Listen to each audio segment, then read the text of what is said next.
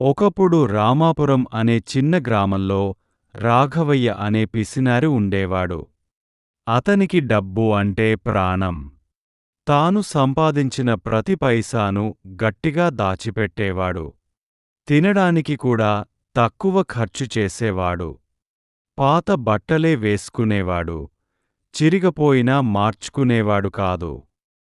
గ్రామంలో ఎవరికైనా సహాయం అవసరమైతే నాకు ఏమి మిగలదు అని చెప్పి తప్పించుకునేవాడు.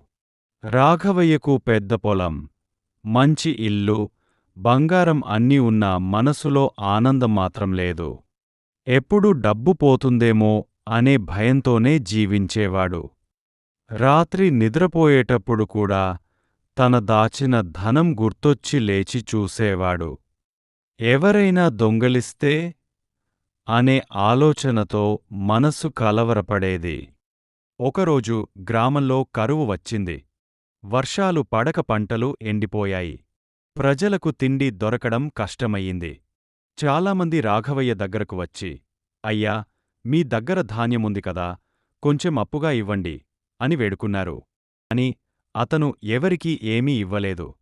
నేను కష్టపడి సంపాదించాను, ఉచితంగా ఇవ్వలేను అని కఠినంగా మాట్లాడాడు. అలా కొన్ని రోజులు గడిచాయి.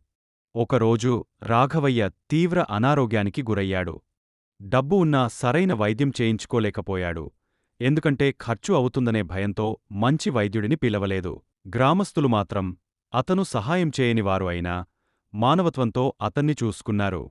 ఆ సమయంలో రాఘవయ్య ఒక విషయం అర్థమైంది. డబ్బు ఉన్నా మనుషుల సహాయం లేకపోతే జీవితం శూన్యమే అని. కొన్ని రోజుల తర్వాత అతను కోలుకున్నాడు.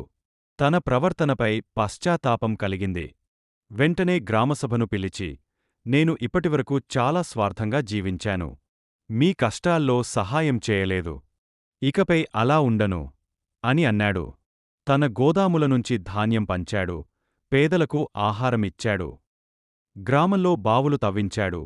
పిల్లల చదువుకు సహాయం చేశాడు. ఇప్పుడు రాఘవయ్య జీవితంలో నిజమైన ఆనందం వచ్చింది. గ్రామస్తుల ప్రేమ, గౌరవం అతనికి దొరికాయి.